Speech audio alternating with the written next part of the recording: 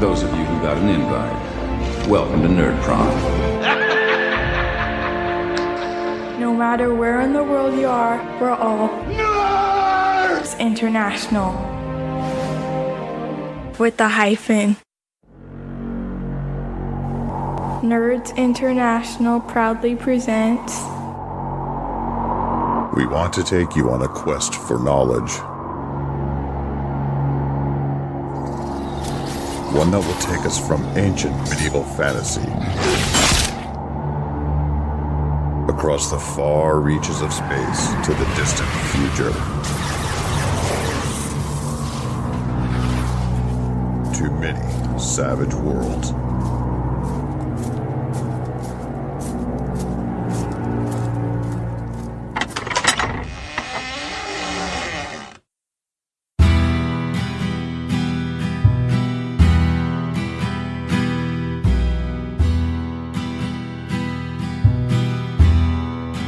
Welcome to episode 77 of the Wild Eye Podcast, and this is a podcast dedicated to Pinnacle Entertainment's Savage Worlds, aimed at beginners and veterans alike. What's going on today, guys? Eric, you're already a couple of beers into it, so this is going to be the Drunk Lamoureux episode. That's right. We're recording the happy grumpy Lamoureux. What time is it in your world there, Pâris? It's 20 past 7 in the morning. Oh, so you're crisp and ready to go. I'm firing on all cylinders and without beer. Yeah, well, yet the podcast has just begun.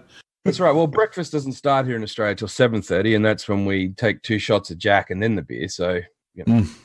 Okay. Wow. It's all good. I started early too, so no judging. No judging. What are we doing today, Lamoureux? What's happening? Well, hindrances. 2 episodes ago, we talked about hindrances and promised that we were going to do a series about them because, well, Pâris had quite a bit to say about it. And there's something that happened a couple months ago in our group, Gary, and I thought it would fit with the conversation, like an anecdote. We'll talk about that. But first, a little bit of news, right?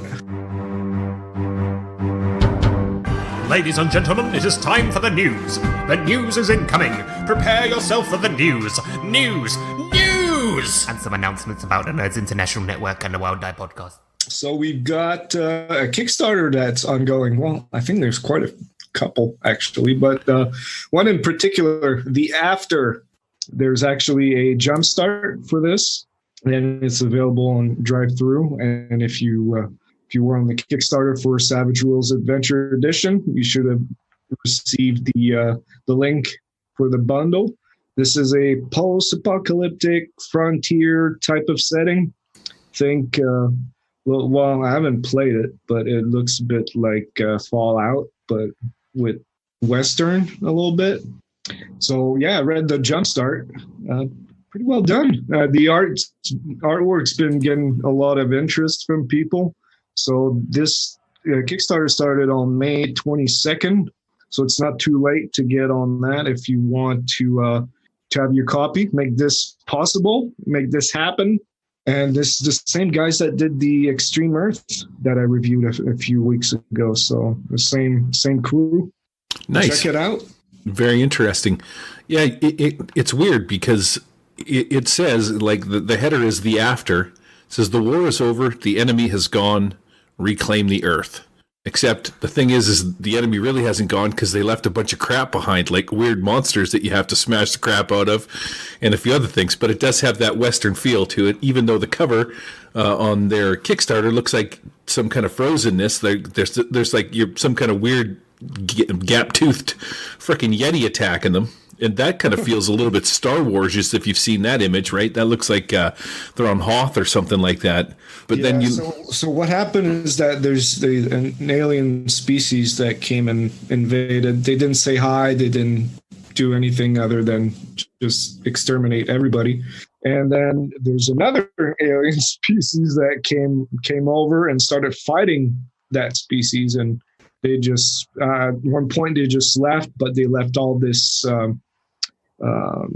this eldritch energy behind that mutates people or give them powers. So you're left with, what they left behind, basically. So the historical part reminds me of what was that movie with Daniel Craig? I think the Cowboy versus Aliens. Yeah. That reminds me of that. But then I don't know. I there must be a good reason why, but I would have left the aliens on the planet to fight against them. I think it would have been cooler, but it's still pretty cool. I read the whole thing. The adventure is good. So yeah, I think a big part of it is that the aliens left a lot of mutagenic material lying around, and so a lot of things have. I think what's left behind is the result of all that crap lying around. Because you don't just play humans, do you? By the look of it, you play mutants as well. Yes. Yeah. So the things you're fighting are mutated. You're mutated, and the Earth is just one big mutagenic storm. Nice. Sounds great. Could you possibly run into the Teenage Mutant Ninja Turtles? I mean, there's a pretty good chance that 4 turtles got interrupted by some mutagens and turned into the turtles. No? Eric's so not impressed right now. It's like, screw you, stupid fat man. What's the deal with the space stuff? Or is that just a picture of them leaving? Yeah, that's the aliens that came and picked on the Earth. I guess they took reason. I don't know. I haven't read it, so I backed the Kickstarter from what I saw. Looked really cool. Aliens came, took all our resources, mutated the place up, left us with a big mess. It's like when your relatives come to visit with their sick kids. That's what happened. Aliens came, ate all your stuff, left sickness everywhere, moved on. That's it. Wow. Sounds good. I actually backed it too. It's got a neat look and feel. The artwork is pretty slick. And anytime you've got mutated monsters, sign a brother up. That's all I'm saying. Now you could be a mutant. You could be a mutant yourself. So I could have like a third arm or radar, sonar. Nobody knows. Lamoureux. No, I mean they just have pregens in there. So is there any kind of the kind of thing that you can get? Yeah. Is there any kind of weapons or anything like that you can get? Like some space weapons? You might find some space tech. Maybe one of them got drunk and dropped their gun somewhere in the wilderness and you randomly can find stuff like that? I don't recall that being in the Jumpstart, but why not? All right, well, this just officially started sucking. So what else we got on the go? I think that's it for the news, unless you guys have something else to announce or that you want to bring up. Would this be an inappropriate place to say that I'm secretly in love with you? Very. Okay, moving on. Wow. All right, so let's... I'm sorry, Eric, but I don't think I've ever seen you, looks just so nonplussed with the situation. And I don't believe I've ever seen you sway this much either. It's very cool. I thought it was the internet chopping out, but it's actually you sort of doing this, swaying backwards and forwards in front of you. And was it? And when you say he's doing this, he's talking like Stevie Wonder plays the piano kind of a deal. His head is going from side to side, and I don't think he realizes that the beers are kicking in. But you have a very bad attitude, mister. I don't know why you can't just accept my love. Okay, moving on. That's the only person I'm going to refuse love from. Sorry. Wow. That's harsh. I know. That would have bit Gary deep, man. Right. I think Gary's feeling. He hasn't had beer yet. I thought we were friends, man. Wow. Cool. How's the crafting going? You building anything? Never mind. Let's move on. What do we got in the plug? Logger man.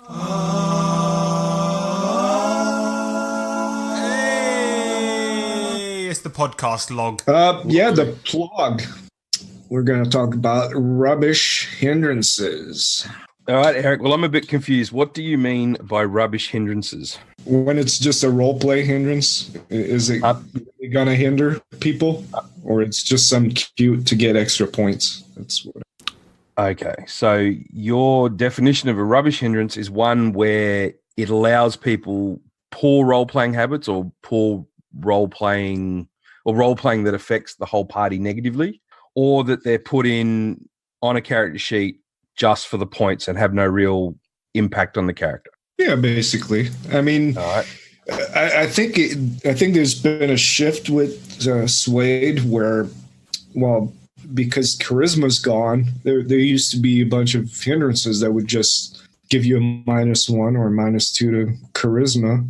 And now these hindrances are still there, like habit, but they don't give you.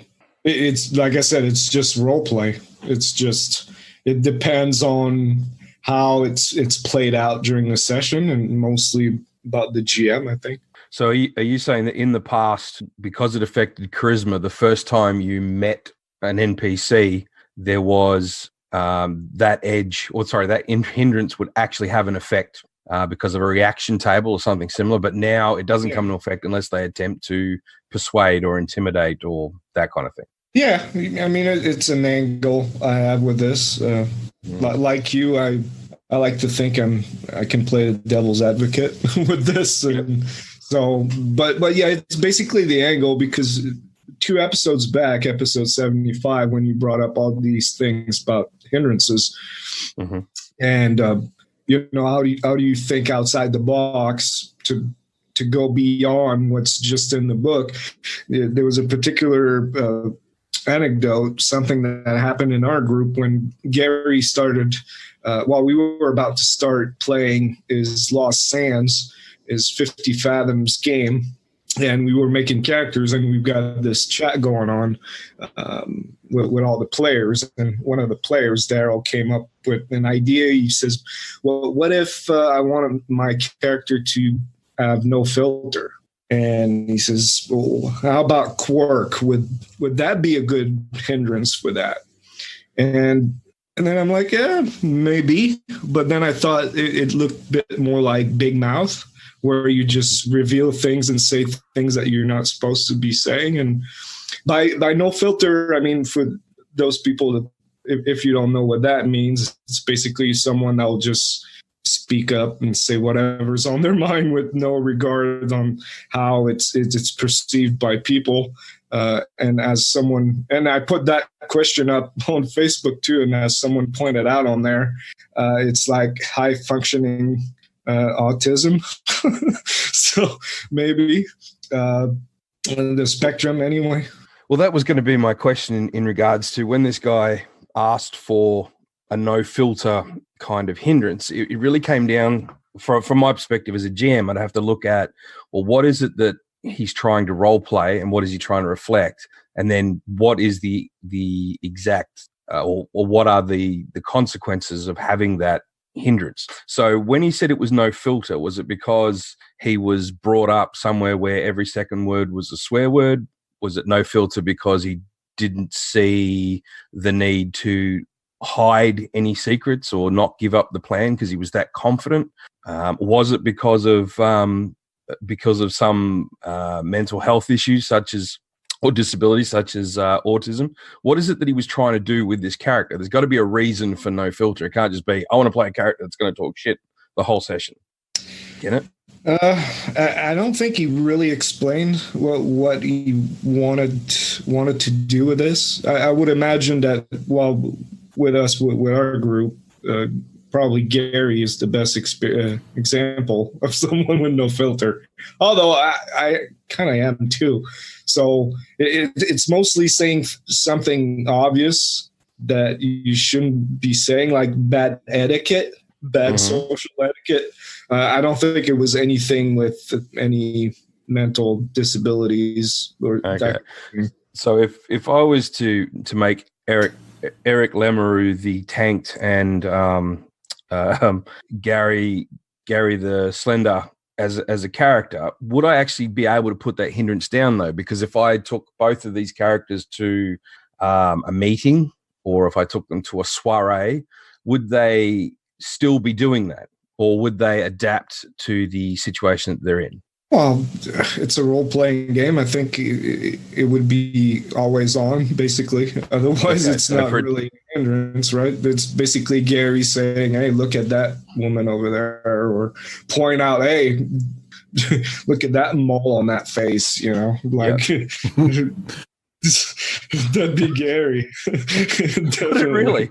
So Gary, because So Eric seems to think that he would act that way, but I guess what I'm getting down to is for it to be a hindrance that gives role-playing kudos and points towards stats, the hindrance must be something that can't just be switched off. We're all in agreement on that, yeah? Yeah, I mean, it doesn't need to always happen. Like someone who's, I don't know, mean will not be mean every second of the game. But yep. I think if you say that, you can turn it off whenever it's actually going to be a problem, then I don't think that's a hindrance. Yeah. So if I look at this particular hindrance, and the thing that I was talking about, or one of the things I was trying to sort of specify when I was talking about hindrances before, was that my guys would look in the book and they wouldn't find exactly what they were looking for, and especially the way they were written under the heading in the book.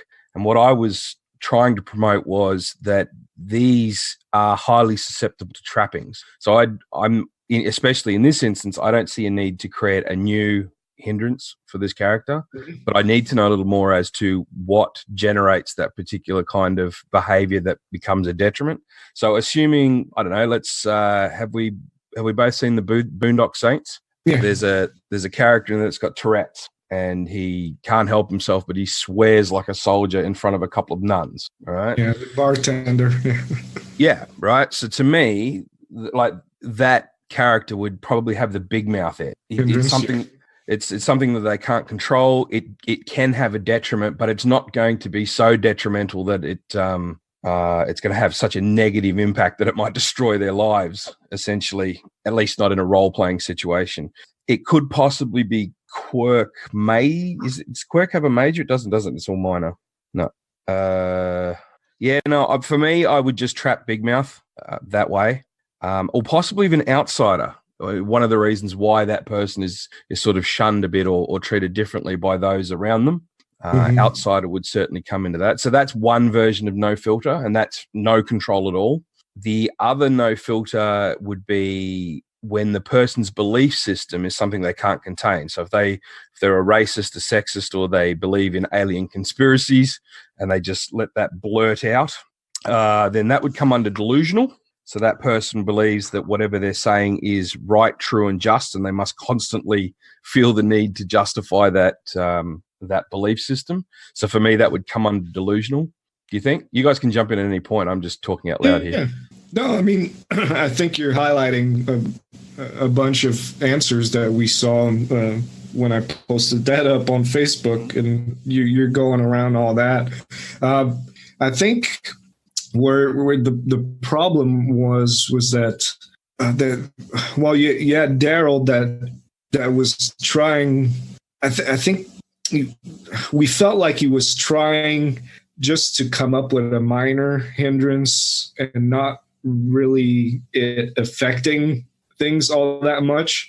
And then you had Jay that was really pushing by saying, hey, this should be maybe mean. This should really affect your persuasion roles in social situations with people, because even though your character might not actually say it out loud, it's kind of implied that that's the kind of thing that you say, and it should actually hinder you. So they kept going back and forth, and I kept kind of jumping from one camp to the other. At some point, even brought up the fact that, you don't have to take hindrances when you when you create your character, but when you do, then it gives you bonus points. But then a bunch of people actually brought up the fact that who cares if you get one extra point? It's kind of assumed that everybody will take those anyways. They're gonna unbalance the game just because someone took a hindrance. I mean, too bad for them in a way, because if they don't role play it, then they can't get bennies from it. So yeah, we kept going back and forth, but I was hoping that Gary would jump in, because in the end, if it's just a purely role play hindrance that doesn't give you penalties to what you're doing, it comes down to how the GM will apply it, how he will, if there's a social encounter in there, is it really going to put us in trouble? So I guess right now I want to hear from Gary. I mean, what is an acceptable way for you to handle someone that would want the no-filter hindrance in your game? So I can't remember what the gist of our conversation was about this, but I think it was because Jay kept pushing that it should be mean. And that wasn't the premise behind not having a filter. Having no filter, you could walk up to somebody and be like, wow, you're really pretty. Or, you have amazing eyes or something like that. Or you could be like, wow, your breath smells bad. You know what I mean? But the premise behind no filter is that he would just say whatever was sort of on his mind. And being that it's a hindrance, you're only going to get a Benny from me if it works against you in a negative way. So if he walked up to somebody and you were trying to negotiate a deal and, I'm playing my character like Shade in whatchamacallit, maybe Daryl walks up and he's like, man, your voice grates upon my ears, and immediately Shade has a negative reaction towards him and the deal's off, or the deal just becomes more difficult. That's when I would slide the Benny over. But quirk would fit better than mean, because you don't have to be mean to have no filter. You can just say whatever, oh, nice dress, or oh, I can see this, or do you know what I mean? You're just saying things just to say them because you don't have that filter, if that makes any sense. So that's how I would handle it, or that's how I was going to handle it inside the game. Anytime it got him in trouble, I would probably dole out the bennies for that. And I had the same thing happen in my Wild West game with some of the other hindrances, but I can't remember which one they were. I can't remember if it was cautious or what's the one that not cautious or clueless, but the curious. I can't remember now. I wish I could remember. I heard a couple of things over the last little while, and I'm really kicking myself in the arse right now for not remembering what they were. But I actually heard somebody say they didn't like Savage Worlds because of the hindrance system that was in it, and I was just like, man, hindrances and edges are basically the sole purpose of your character, or you know what I mean? They give your character the flavor to give them personality, as opposed to other systems that don't. I wish I could remember what he said about it, and I wish I could remember the hindrance that Kurt was playing all the time, which was just using it was. And it was, I don't want to say Kurt was playing it in a rubbish fashion, but it was he tried to use his hindrance so many times that I essentially had to explain to him it has to affect you negatively in order to get something out of the deal. So I don't know if that makes any sense or not, but so there's another one in there that someone brought up, and I considered it habit. So habit, if it's major, it's like an addiction, but if it's minor, it's something totally different. In Deluxe, it was, I believe, a -1 to charisma.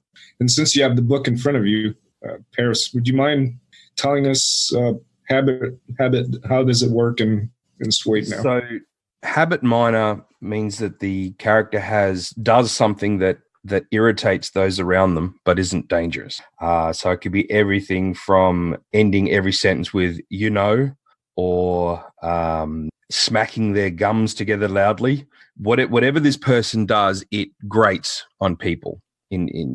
That's a minor habit. So it could be that they're constantly flipping a coin. So if you had, let's say, a character in your Wise Guys game there, Eric, while that habit wouldn't necessarily be irritating, it would be certainly very noticeable. So if I was looking through a crowd and I see someone flipping a coin constantly, they're going to be easier to identify. So if we look at outside the box of what the habit just says on the page, that would play under that as well. So a habit minor is anything that your character does constantly that is certainly identifiable and is generally annoying. So if I'm trying to talk to someone and they're constantly flipping a coin and I don't feel they're paying attention and they're flipping that coin, it's going to bug me, right? And then we have a role-playing situation where we have it out about this stupid coin. A major habit is when that act or that repetitive action is dangerous to the character themselves. So it becomes usually drinking or drugs or something of that nature, something that they have to ingest that keeps their body functioning at a normal level. And if they don't receive it within a 24-hour period, they begin to suffer levels of fatigue as they go along. So that's the difference between minor and major habit in Suede. All right. Another one that seemed to be quite popular was mean. Do you think that might be a good one? Well, you already explained, right, that sometimes it doesn't have to be some mean. It can be, well, like I think Gary said, it could be a compliment, but just kind of out of place, right? So yeah, it would come down to so I keep bringing up work, but at work I get to see a lot of versions of hindrances in real life and how they all come under the same umbrella, but they come out differently. So mean could, in this instance with no filter, if this person was, let's say, constantly correcting someone. So if they felt that anytime someone did or said something that was contrary to what they believed or saw what was going on, they would immediately pull that person up, say what the reality was according to them, and they do it in a very forceful or aggressive fashion. And that would certainly come under mean. So if your character was role-playing like that, that would certainly fit in mean. So like a grammar Nazi? A grammar Nazi, technically, but if let's say in this, if the three of us were playing a role-playing game together and I made an assumption on a piece of information the GM gave, but Eric, you had a completely different view on what that information meant, you would correct me quite insistently, and it'd be quite aggressive in terms of how I was getting it wrong and how I wasn't paying attention, or however that came across. So that would come under mean. Mean is one of those hindrances that, if not handled correctly by the GM, can be one of those hindrances that derails, well, not derails the game, but creates tension amongst the players, because they stop seeing the character as being the mean person, but then start seeing the player as just being disruptive. So that has to be it has to be very well understood by all players, especially the one playing mean, that they can only come across as mean as that avatar, not as themselves. So everything they do can't be aggressive. Did everyone leave? No, I got to go a long way back to unmute my button.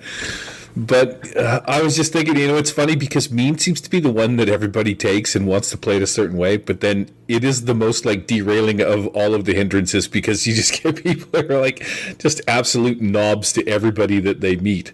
Did they change mean in Suede compared to Deluxe? Because I see that you subtract 1 from persuasion rolls. It affected charisma before, I'm pretty sure. That's right. So it has changed a little bit there. Yeah.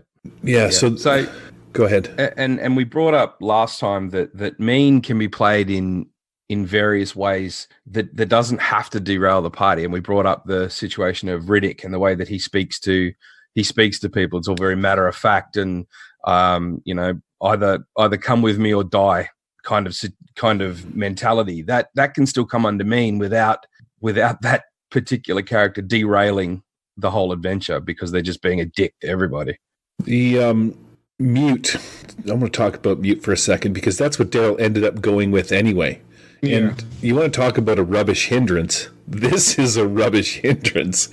And it's a major too, but you can't talk to anybody and you're in a role-playing game where most of what you do is describe how you're acting, or there's always you're either describing how you're acting or you're talking in character or doing something as your player. And if you're not mute, I don't really feel like you would have a good idea.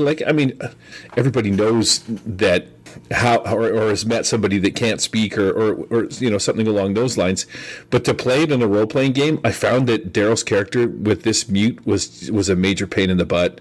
He was always like just saying things and forgetting that he couldn't speak because he could, you know what I mean? It's not his everyday thing. So it was like, okay, either you have to shut up or you can't say a thing or you can't tell your party what to do, or it was a really weird one to kind of handle inside. Yeah, I think it was more of a hindrance for him as a player than for his character, where, sometimes he really wanted to say something and he had to bite his lip, he bite his tongue. He couldn't say anything. So he would just end up describing, some gestures or whatever, because we play online too. So sometimes with no cameras. So I don't know. It must have been frustrating for him. He didn't really mention it, but, good on him for taking that hindrance and actually playing it. I just feel I wouldn't want to picked that one. Oddly enough, the first character I've ever made for Savage Worlds playing Halfrost was mute. And back then, well, the hindrance didn't exist, so I had to work with the GM to, how does that work? And I don't remember how we handled it, but he was kind of baffled. He just didn't know how to handle it. And because I just wanted to play a guy that sliced people with his swords, and that's it. And that's all I did. This is actually one of the ones that I wanted to bring up as an example where hindrances mean different things in different settings. So if we were playing a detective game, or if we were playing a game where the person operating the controls was mute, that would be a major hindrance because they can't tell what they've discovered, they can't explain what they're doing, and that creates a big problem. Or a mage. Yeah. But mute doesn't necessarily mean that there's no vocal sound. It just means that they are not speaking in a way that people are unable to understand them. So I remember in Star Wars D6, if you played a Wookiee, you couldn't speak English, you couldn't speak Common, and no one could understand you, which would be classed as mute under this. But as long as you could pick one player in the game and their character could speak Wookiee. So as long as that player's character was nearby, you could speak freely. But if they'd gone on to it, if the party split for whatever reason, you could only talk in Wookiee sounds and make gestures, which I thought was a really cool way of handling that particular hindrance. It wasn't called a hindrance in that, but I thought that worked really well. And the other one that I want to highlight in terms of these ones that are really dependent on setting is loyal. Loyal has always upset me if you were playing in a fantasy style game, like D&D, technically a D&D style game, it is almost assumed that loyal is something that all the player characters have. In fact, the only time that loyal comes up as a hindrance is when you take the opposite of that, where you are not loyal and you're out for yourself, and that becomes a real hindrance within a party. So loyal comes under that, what you were talking about before. Well, is it okay to just get an extra point? Does it really matter? I sit in the camp where all hindrances picked matter. They matter to me as the GM, and they should matter to the player as the way that they govern their character on the table. So in many fantasy situations, unless loyal is so prevalent in the character's line that they will constantly step in the way of protecting a particular party member, or they will do everything that they can but befritter their own safety to help someone, then it becomes a hindrance. Other than that, I don't like it in a fantasy style game. But in a wise guys game, loyal is a big hindrance. It's a really big hindrance because most guys are out for themselves. But if I am super loyal to my higher up, or I'll take that fall, I'll take that hit, and then it becomes a real hindrance. Do you agree with that? Or yeah, I agree. The thing is, with something like loyal, and I'm torn because I feel that, like you said, in a typical D&D game, if someone picks loyal,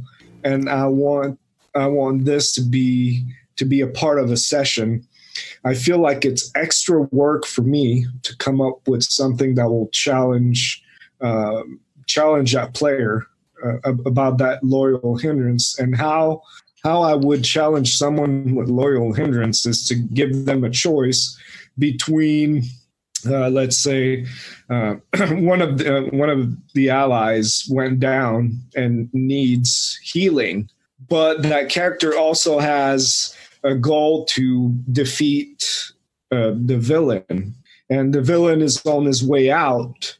So will that character go after the villain? Let's say you have death wish or vow, defeat the villain. And so what does that character do now? Do they stay behind to help their comrade because they're loyal, or do they go after the villain? And this is something that will happen maybe once in the span of a whole campaign. It's not something that you can come up with and challenge a player with every session. But I feel like it's extra work for the GM. Maybe extra work that I should embrace, but extra work nonetheless. What do you think? Yeah, look, I constantly, like, a lot of what I do is based on hindrances in terms of setting up scenarios. in that instance, actually, you've brought up something that I hadn't really considered before, and you've opened my brain up to a whole line of thinking, and that is when hindrances clash. So if you've got, as you said, if I have a vow to kill my father, who's the bad guy, that's the mastermind behind all these problems, but I am deeply and madly loyal to a party member. The way that plays out in the TV show is usually the bad guy will be allowed to escape because the hero has gone, what's more important, the loyalty and life of the person that I feel most kinship with versus my greatest enemy. And they always, because they're heroes, they take that path. But loyal is a minor, and you might have vow as a major. So does a major always trump a minor when it comes to decisions in role playing? And then are we just railroading your character? But I hadn't considered that before. I wouldn't value them that way with minor major, that when it comes to which one should be more important to the player. I don't think that should matter, but maybe I'm wrong. So conversely though, let's say you had that situation and the player says, no, Dad can't escape. I must get my revenge for the loss of my hand, and leaves the people that he's loyal to. Do you think that that character is then going against their hindrance, even if they have ruthless or vow as another hindrance? Would you let it play out? Would you be happy? I mean, you'd let it play out. We don't go, no, you can't do that. But how does that, to me, both create awesome role-playing moments. There'll be that one where the character is like, I let him go away for the greater good, but they'll become more seething, and the next encounter will be even great. But if they do leave and go and chase the bad guy down, then there's this, when he comes back to his party, or he or she comes back to the party, they've got to explain to their friends why they left him in the trash compactor or hanging from the edge of the cliff, or whatever foible that they're in. So that's, to me, is the essence of hindrances. That's why they're there. They have to drive. They drive the story in a particular direction that seems plausible for everyone involved, and that's why I love them. Isn't it the kind of moment that we all strive for, that we all want to happen, and that when something like that happens, you'll talk about it for decades. There are campfire moments. They're the ones we talk about around the campfire. And you remember that time when? Yeah. So are there any other hindrances that particularly annoy you guys, as opposed to, or you class as rubbish hindrances? Or are there any that you, when you read them on paper, you struggle with either applying them to a character you're creating, or you don't like your players to have? Let me check. That's what I'm doing too. I'm skimming through the book to see what's going on in there. You guys not research beforehand? Come on. So let me ask you particular question. What? Is it not that particular question? How would you guys deal with someone who wanted to play yellow?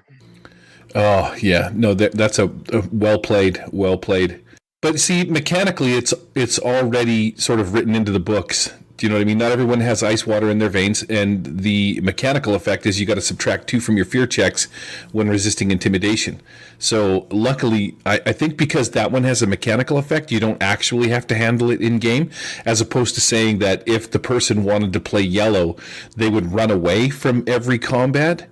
But I think that the way that it's written in here, your hero is squeamish at the sight of blood and gore and terrified of coming to harm. So anytime they see blood or gore, you make them roll like a fear check and book it or take off kind of a thing. But if they rolled into my game and they're like, oh, here comes a rat, I have to run away because I'm yellow, I'd be like, okay, we need to talk about you making a new character here. You can't be playing Eric every time. Well, here's one here. Arrogant. I don't think there's one memorable moment where I could say that one of my players played arrogant in any interesting way. It's like, aren't we all kind of arrogant in a way that, we're the best at what we do? So I don't know.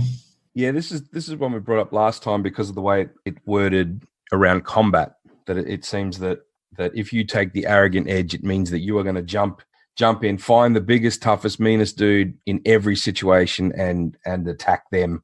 And then belittle them as much as possible as you pound them into oblivion, which to me, not what arrogant means. That's right. But then you get a smart GM will put extras in the way of the big bad guy, and then you're in melee with the extras. What are you going to do? Are you really going to leave them? So disengage from combat and get free attacks from all these guys just so that you can go get the bad guys. Yeah. I don't know. I haven't seen that happen. So you brought up before that if someone takes a hindrance and then I have to try, or I have to try and create an encounter that tests that hindrance, that makes that hindrance relevant. So arrogant to me is, if I was going to test that hindrance and make it an actual hindrance, is if I had a character that came to a small town, for instance, their character came from a big city like Westeros, like King's Landing, and they end up in some shanty town just outside of Winterfell, and they look around and they're constantly sniffing because the roads aren't paved and the people aren't dressed as finely as they are. And any communication within that town, especially when they're belittling the food that they're served and the wine is like making love in a canoe, and it's just, to me, that's where that hindrance comes in, is because they walk in and they can't get a break in that town because everyone thinks that they're just an arrogant prick and ignores them, keeps away from them. That to me is what arrogant is. Making wine in a canoe? No, making love in a canoe. Oh, I like extremely close to water. Exchange extremely with something else. Yeah, I think they missed the boat on arrogant, to tell you the truth. The way that but the thing is did they really? Because, technically the word arrogant means a thing, and they're using it in a different way inside the book. So, like, I get what you're saying, but I don't find that it's a rubbish hindrance, because if you use it the way that it's described in the book, everything's fine. Do you know what I'm saying? So you take arrogant major and you just use it like it is in the book. You could possibly put in another, say, a hindrance or something like pompous or something, if like just use another word for the same thing. But I think they mislabeled the boat on this one, if that makes sense. This one should have been something a little different, because if the premise is you're going after the greatest threat in battle, or hacking their way through, what does it say, lesser minions only because they're in the way? Yeah, it doesn't seem like that's arrogant to me. I agree with what you're saying. Yeah, arrogant, the way that they've listed in the book, it shouldn't be called arrogant. It should either come under delusional, where they believe that they're the greatest and they have to prove it, or it comes under overconfident. They're sort of trappings of those particular ones. Arrogant is a state of mind. Arrogant is that you feel that you are superior to everyone around you, but that's not. You don't have to prove that. In fact, that kind of contradictory to arrogance. People should just know that you're the best. And the fact that they're not talking to you like you're the best means that they are inferior scum and they need to get out of your way. That is arrogant. And then you go, well, hang on, that's close to mean. But the way that a lot of people play mean, I think, should come under arrogant, if that makes sense. Yeah. They kind of hit it in the first paragraph, but the second one just sort of takes it off in its own direction. Because it does say that he doesn't think he's the best. He knows it, whether it's swordsmanship, kung fu, or painting. Few compare his skills, and he flaunts it every chance he gets. If they would have just ended it there, it would have been, a little bit better than saying that he goes after the toughest guy in battle, because that's generally not. Have you ever seen Fear the Walking Dead? The guy from Hilltop, the mayor of Hilltop, he was kind of arrogant in that way. Like, he thought everything he thought he was doing was better than everybody else. And, he's always trying to save his own skin and stuff like that. But I felt like that would have been a little more suiting for him. Yeah. This actually leads into Ivan Drago arrogant. Rocky, Ivan Drago, was he arrogant? Oh yeah. Yeah, because he definitely believed that he was the most superior fighter. That his Russian heritage made him far superior than his American opponent. He's sort of the antithesis of arrogant. But it wasn't. Again, he didn't speak much. It was his wife that spoke much. He just looked. He gave that person that look, and you just knew that he was looking at you and you were beneath him. To me, that's arrogant, right? And he didn't. He was looking to fight Rocky, but it had to be in a special place. It had to be in front of the eyes of the world.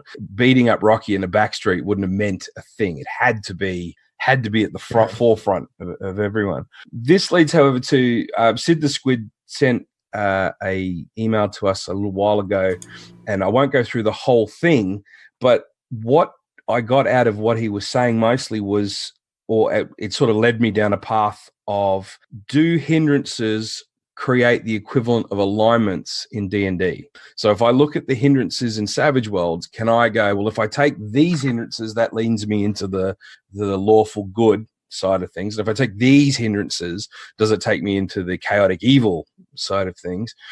And then following on from that D&D line of thought that Sid the Squid was talking about, we have a situation where in D&D, if you have a lawful good paladin and you have a chaotic evil necromancer in the same party, you're going to have problems. Those alignments clash. It just can't happen. It shouldn't happen. It's very difficult. One's a very evil character and one's a very, very good character. So extrapolating from that, if we look at the hindrances as outlined in Swade, can we or even should we look at it that way, that if we take certain hindrances, that person is heading down a bad or evil path, and if they take other hindrances, they're heading down a very good or neutral? How do you guys see it? I hate alignments. That's how I see it. So lame. Yeah, I've never been a D&D player, and alignments don't mean a whole lot to me, but the way you describe it, and I mean, I understand what you're saying, but is that these two characters wouldn't get along, but that's granted they play their alignment to the T, right? Mm. I will tell you. The same thing with hindrances. You don't have to play your hindrances. Yeah. In D&D, it governs, at least it used to, I haven't played much of 5th ed, but it governed very much what actions you should and shouldn't do. It didn't stop you from doing things, but if you played something that was in opposition to your alignment, there would be consequences. You would have to, if you were a cleric, your god would crack the shit with you. You may even have to change your alignment. Certain weapons and armors, etc., would work, spells, on and on and on. Crack the shits. What? Don't you have that term? No, that was a good one. I didn't see that coming. Just like making love in a canoe. Yeah. Like, I thought you said making... You never heard that term? I thought you said making wine in a canoe. For me, I don't subscribe to alignments at all in Savage Worlds, and to me, almost every hindrance in here, I could find a way to put it under any of the 9 alignments of D&D. And this was going back to what I was saying about when you read the hindrances in the Savage Worlds book, don't take them at face value. Don't take them at the way that they're written in the book. You are allowed to modify them, the trapping of them, so that they apply specifically your character and to the world setting that you're in. Going back to loyal means a very different thing to someone in the mafia than it does in an adventuring party in a fantasy game, as it does to a member on a starship.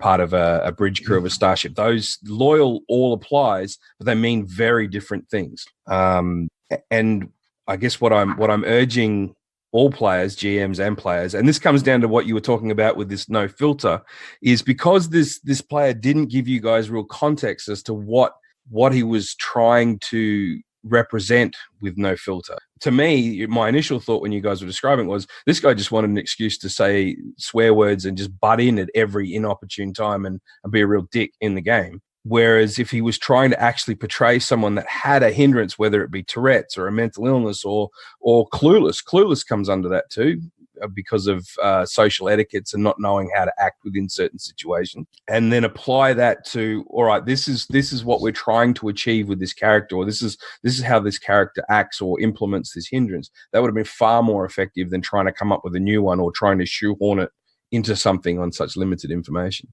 Right. I guess I would ask you, so there's a movement in the community where we should be looking at the core rules and only the core rules, but then you get new settings with new hindrances. And most of these hindrances, when you look at them, there might be a case, you could make a case that it's a trapping of another hindrance that's already let me see. There's one, I think Pollyanna. I'm not sure how it's pronounced, but for dead end. And to me, that hindrance is basically you think that everybody has good intentions, but isn't that delusional?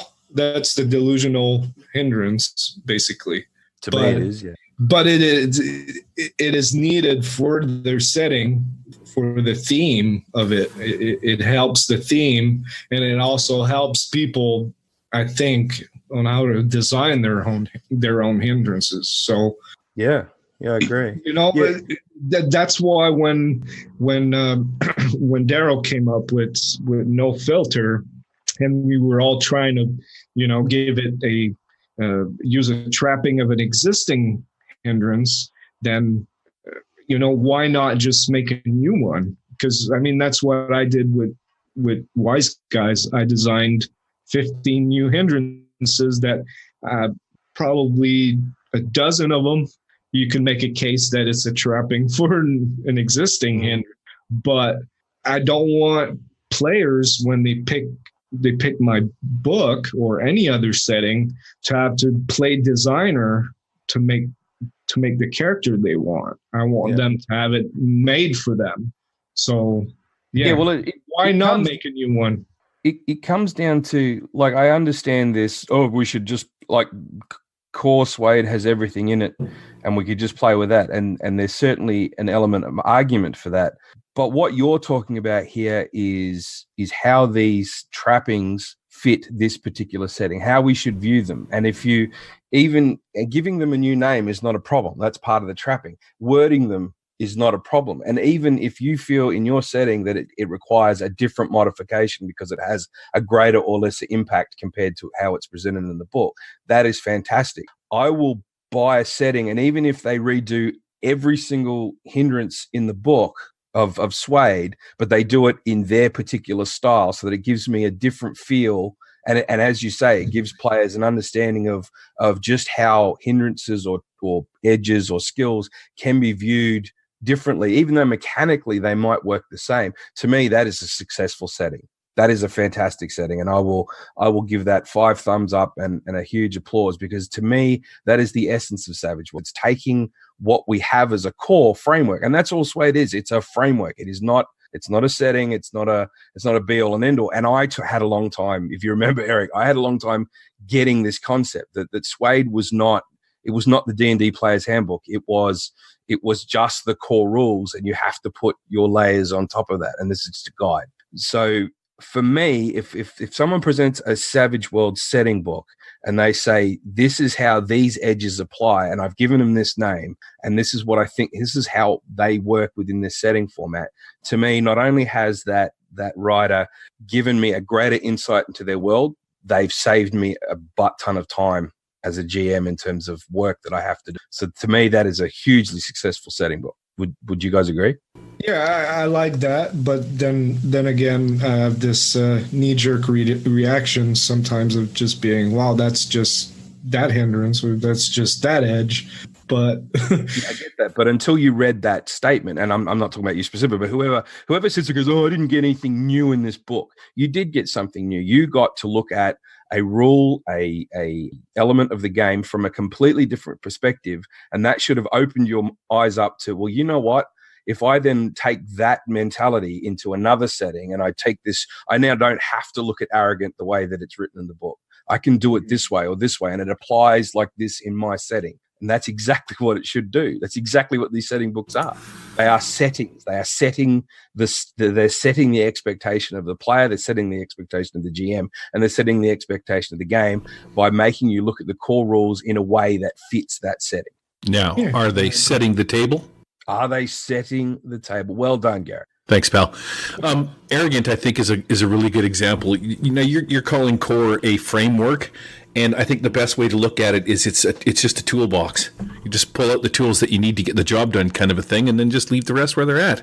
Arrogant is, however, a perfect example of what you're talking about. If you're going to write your own setting and you want to rewrite Arrogant in a different way, well, here's the problem, though, is everything is written in Savage Worlds as a layered kind of cake, where you have the core rules as the base, and then you just sort of layer your setting over top of that. So if you put arrogant in, let's say Deadlands, for example, and arrogant in Deadlands meant a different thing, and somebody didn't look it up inside of Deadlands and they just took arrogant, then you get into this confusing system where you have some players are using what it means in core, and other players are using what it means in Deadlands, right? So you would have to rename it. Rename it to something that was relevant to Deadlands. So what's the Western term? Is it ornery?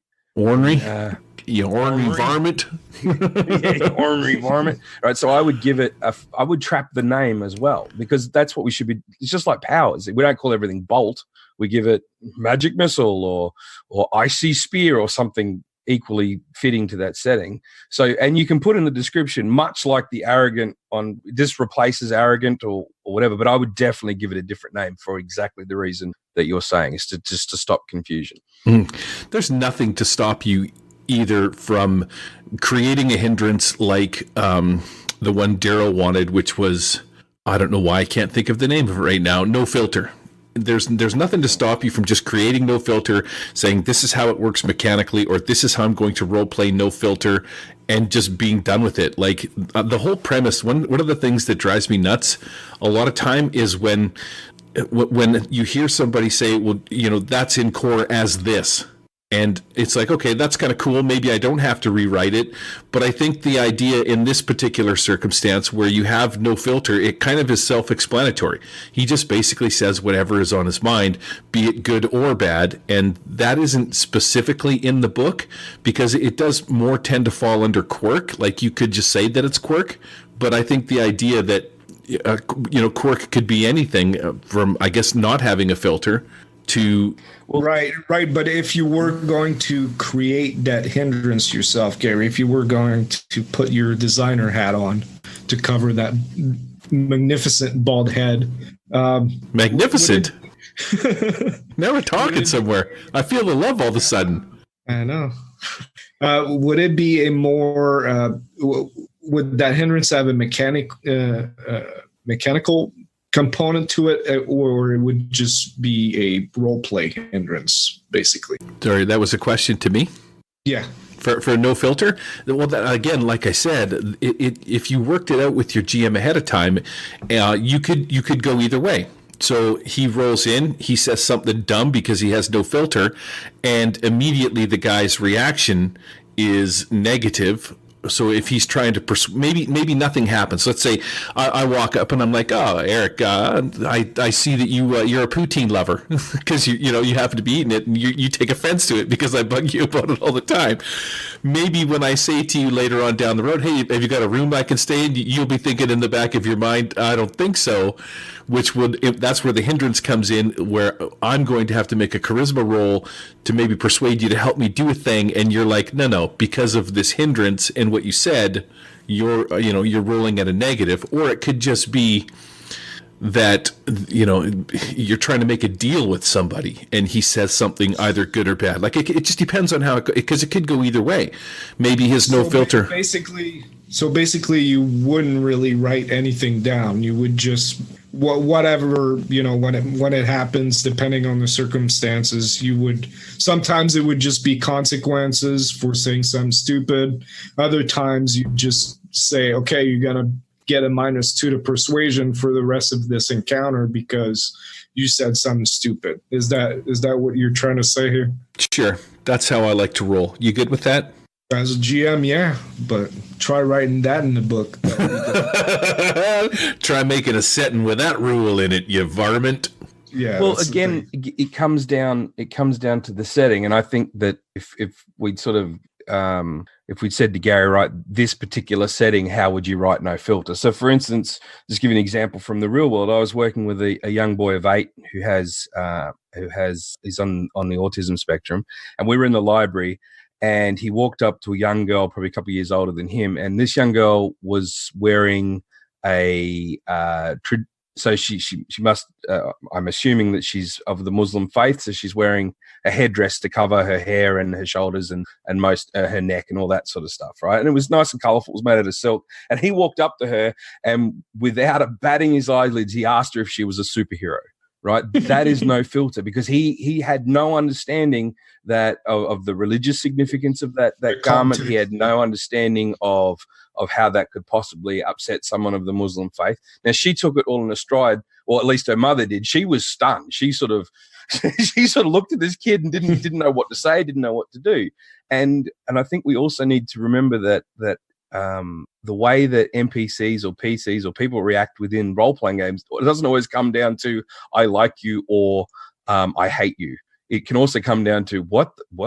It can come down to, that was kind of cute and funny. You seem a bit silly. There are a bajillion different reactions for how someone can respond to something. So no filter, again, it comes down to context. And if I have to write down a specific, if I'm trying to tailor a hindrance to my setting, then I have more context in regards to that. And I'm giving an example of how quirk, because that would come under quirk, would come down, how it would play in this setting. So a quirk in Wise Guys might be a particular way of dressing. Yeah, you dress or you slick your hair back, or that. While that's a fashion decision, it's also a quirk. It's something that identifies that character as being stereotypical mob, and not all of, like, I could be a mobster and have hair like a surfer down in California, can't I?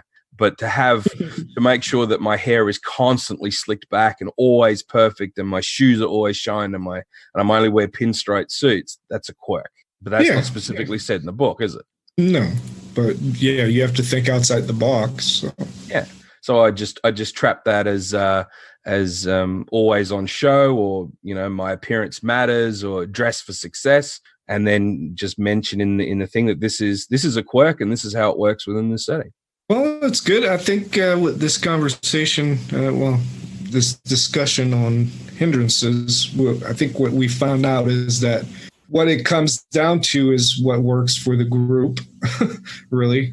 But then we also touched on designing for a setting, and that's where I think it comes down to just the writer, what they decide it means for their setting, and how they want it to work, and play testing too. And of course, the groups that you play testing with are going to influence the results of that. But I think most of our audience are just players, right? It's their group, and I think we came around that pretty good. From that design point of view, Eric, just a real quick one. So when you were writing Wise Guys, did at any point did you consider having a hindrance that was mandatory to be taken by every player? Well, it's a setting rule. Yeah, everybody has to take the vow or merta. Okay, so that's the vow. But okay, yeah. Okay, that's good because the setting that I'm working on, I don't know whether I'll publish it or not, but the setting that I'm working on requires everyone to take terminally ill from the superhero's companion. And I'm just wondering, because we constantly talk about railroading and player agency, but there must be times when mandatorily taking a hindrance must trump that just for the setting. And that's why I asked about Wise Guys and how you came to that decision.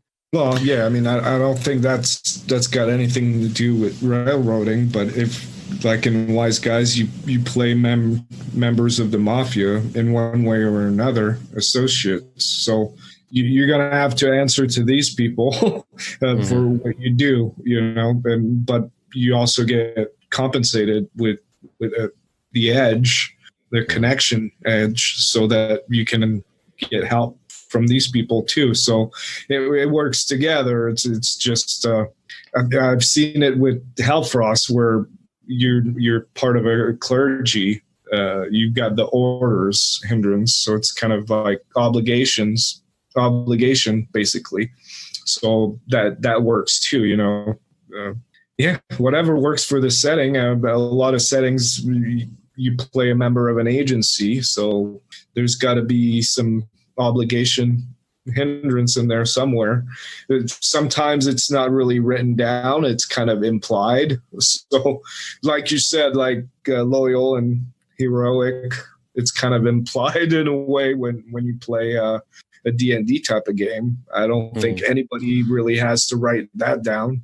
So just going to that hindrance that you spoke of, the one that you created that's mandatory. So when you looked at the Savage Worlds companion, did any of that just fit? Did you just go, oh, it's actually that one, and I'm just going to retrap it? Or because for me, the consequence, that one is a unique one, and I really love that one because you have given your loyalty to someone, but loyalty doesn't cover it, right? You have an obligation to them, but while it governs a certain amount of your actions, there's some gray area in there as well, isn't there? So when you were looking at creating that hindrance, what was prevalent in your mind when it came to making it? Well, but when I first started designing Wise Guys, obligation was not in deluxe because it was still deluxe. It did have one. They did have obligation in one of the settings. I can't remember which one. I think it's in the Goon, and it's in a couple other ones from Pinnacle as well. And I was going to have to ask them for permission to use it because it was just perfect for what I needed. But then Suede came along and obligation is in there. Problem solved. Everybody has an obligation. I think it's a minor right now. So 20 hours a week that you have to dedicate to earning money for the mob in the game. And then there's other characters like a pre-gen that has another obligation because she's a single mother. She has to take care of her children. So how does she deal with this? Because she hasn't taken the oath, but if the mafia needs her somewhere, but she's got to pick up her kids at school, what does she do? That creates conflict, that creates interesting role play situations, encounters. So yeah. Cool. So I looked. I know a lot of the settings out there, so I knew a lot of hindrances. Then to create my own, I looked at what would make it difficult for a criminal. Like I created the guilty conscience. That's the bane of a criminal, right? If you have a guilty conscience when you do something, that's pretty bad. If you're on parole and you have to phone in every now and then, that's going to be a bummer. A lot of times. So all these things, what if you get caught in the crossfire with them, like you owe them something, but you're really an upstanding citizen? That's the opposite of a criminal. But you have to role play with these criminals. How are you going to deal with them breaking the law in front of you? And you, when you're forced to break the law, how are you going to deal with that? It has a mechanical effect also because it's -2 to commit any crime, but there's a role play component too. So it's about creating interesting situations within the game. I think that's the best role for hindrances, really, and something that you'll pick as a player for your character, and you'll be like, oh man, can't wait for that to come up because that's going to create a fun situation. And that's basically what's been my philosophy for designing hindrances. What can I put in there that will make it more fun? So Gary, from a GM's point of view, and I'm going to pick the setting that you love the most. So in 50 Fathoms, is there a hindrance in there that particularly cranks your gears that you really like? You kind of put me on the spot here, but yeah. Jingoistic, the racist one. The racist one is pretty funny, yeah. Man, just give me a second to bust out my 50 Fathoms and have a look at it. Wait, pause for a second. What, jingoistic? Can you tell me what jingoistic is at the top of your head? Essentially, you're a racist. If they are you don't like them. It's best explained if you understand the term tribalism. As far as tribalism goes, like in humanity, like white people stick together, black people stick together. You don't trust anybody that's not like you. Jingoistic is kind of similar to that as well. It's kind of, that's how it's sort of set up. I believe that your culture is superior, basically. That's I picked that one for my character when I played in Gary's game. I was a Frenchman, and I didn't really role play it all that much. It came up a couple of times. There was a few times. If I was just using Suede, would that come under arrogant? No, it is kind of a different thing. It is kind of its own deal. It could be delusional major. It's going to create some a dangerous situation. Now, what was your question about 50 Fathoms? Hindrances? Which was your favorite hindrance and why? Okay, well, so looking at them, remember, I'm DMing or GMing all the time, so I don't actually take hindrances. But you want to talk about some cool ones? Seasick, major. Anytime that you get on board a ship, you got to make a roll, and if you don't succeed, you're taking penalties like the whole time. You're vomiting overboard. Your charisma goes down. Anytime you make a vigor roll for anything, it's on the stank too. There was another one. There's a bunch of good ones in here. Branded, so you'll have you'll be branded, like a hot iron or whatever, and that recognizes you or labels you as a pirate or a criminal or something like that. So you always suffer negatives towards that. Jingoistic is the one we were just talking about. You dislike people from other cultures and you believe yours to be far superior. So a jingoistic Englishman, for example, dislikes basically anybody that's not English. He's always talking trash about French or Spanish or something like that, right? Squanderous is cool, but squanderous is like poverty. Anytime you come in, you spend all your money like in drinking and debauchery and stuff, which is pretty neat. There's such good ones. I'm so glad you talked to me about 50 Fathoms. I just want to say you're welcome. But each one of those are a trapping of something that's in Suede. And I would still argue that jingoistic one is arrogant, unless it was turned out to outright sort of nuts, sort of that really anti-Semitism or something like that. Then it goes into mean and other stuff. But each one that you mentioned there, so the one where you're throwing up all the time, that's a setting version of anemic, essentially. But it's like we discussed before. It's just really themed for Citra. Yeah. And the other thing that I want to kind of pull Gary up on is he said he doesn't use hindrances as a GM. Aren't hindrances a fantastic way of reminding us how to role play our NPCs?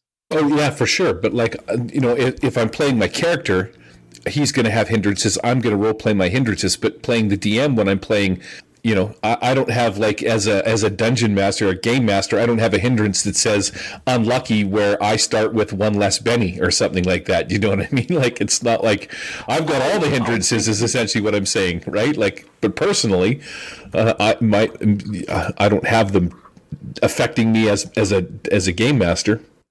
Is unlucky a rubbish hindrance as written in the book? Because all it says is you start with one less Benny. Right? Okay. If we've got this Benny economy going, unlucky should be more than just one less Benny, sure. Well, here's the thing, too. If you're rewarding players with bennies because they're taking a hindrance, bad luck is one of those things where it's like, what do you want to call it, like a catch-22. So you start off with bad luck, you're like, oh, sorry, your hindrance has affected you in a negative fashion, you get one less Benny, but because it's affected you in a negative fashion, here's a Benny for... Do you see what I'm saying? But I think you can have more fun with bad luck than just beyond the one less Benny. So sometimes there's going to be situations where maybe there's a sniper and he's got the whole group, the whole party in his crossfire. Who is he going to shoot at? The guy with the bad luck hindrance. You know what I mean? Yeah, but it doesn't say. What I'm saying is, what you're bringing up is exactly right. But in the book, it doesn't say that. It's full on. No, it's not written in there, but it's still someone with bad luck. When I'm not sure which character to pick for something really bad to happen to. Yeah. If someone has bad luck, that's going to be that person. Yep. Yeah. Shoot him right in the bad luck hole. with a rocket launcher. Speaking of bad luck, poor Daryl got blasted by a rocket launcher in Treasure of the Lost Sands, which was fantastic. I think you did more damage to the players than I did. In 2 different games, he got shot by a rocket launcher. Oh, fantastic! And then in your game. Mm-hmm. He deserved it. Let's face it. Daryl's a knob. Oh, yeah. Dear Lord. Just kidding, I don't know Daryl. who this person is, but All right. Are we wrapping it up with that one? Is it Miller time, Lamoureux? It's time to crack a fresh beer. Yeah, I gotta empty the tank and get a crack a new one up. What do you mean empty the tank? I think his back teeth are floating. I don't know what that means. I gotta take full. Oh, He must drain the main vein, Gary. I see. He's got to talk to a man about a horse. Yeah, he's going to go shake hands with the unemployed. Let's wrap this up. Wow.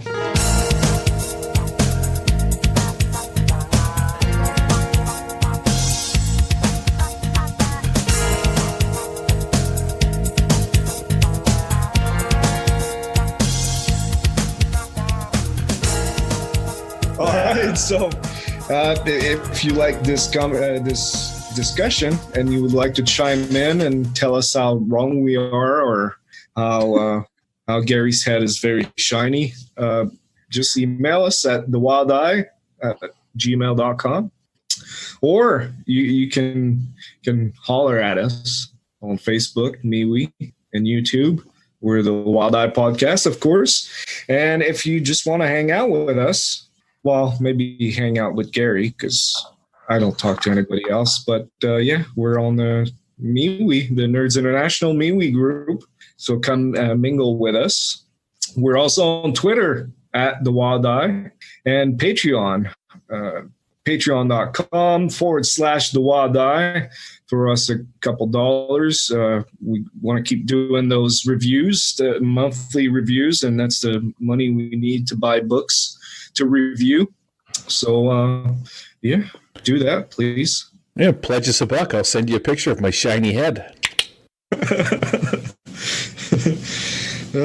Autograph, too. We can do that again this year at Con on the Cob.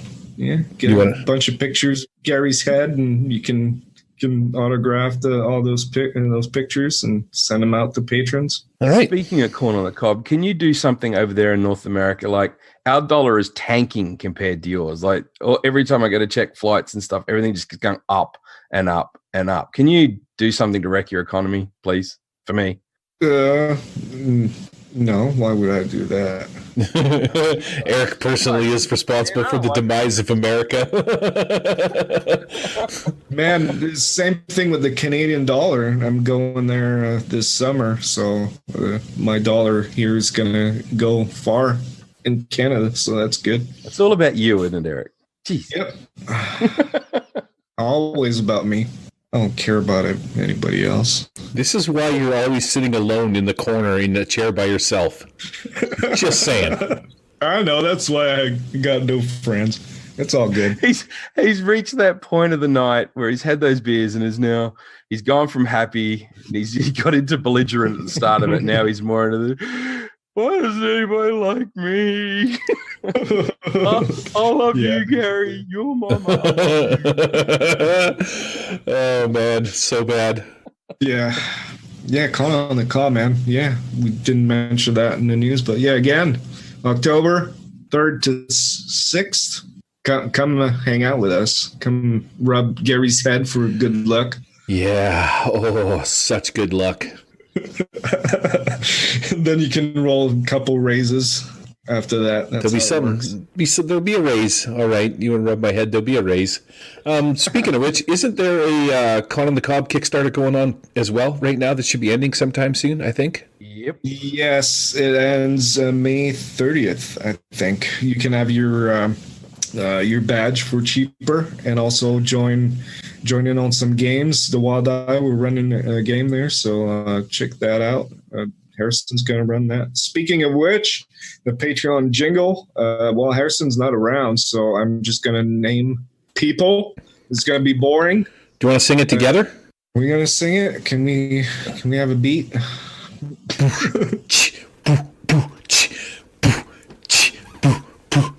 Okay, go, man. I'm running out of air here. I feel lightheaded all of a sudden. just admiring you. Can you hear that sound?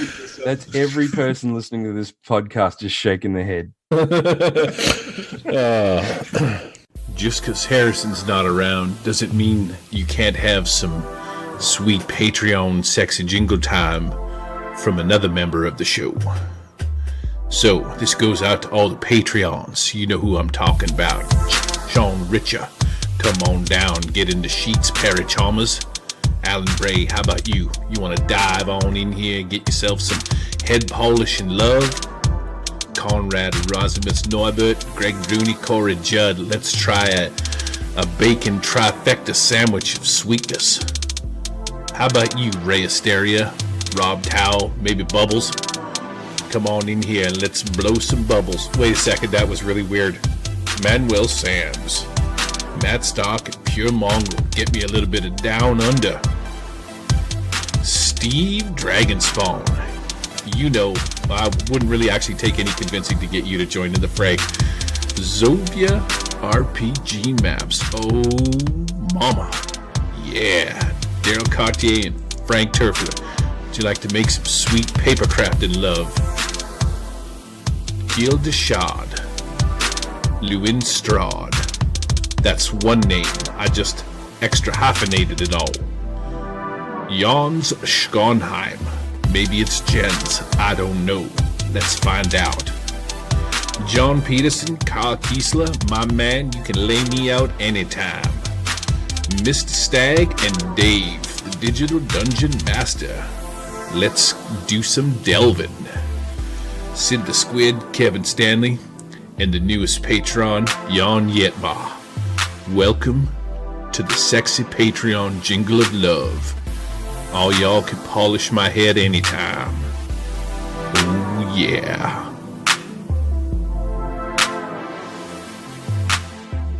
So yeah, this is Eric saying, keep drinking beer. This is Paris saying, leverage those hindrances so that they make your games have an edge. Wow, that was really good. Now mine just sounds dumb. This is Gary saying, come down to the corner of the cob, rub my head, get a raise, keep your pants on, maybe take them off, keep it fun. Thanks, everybody. We're out.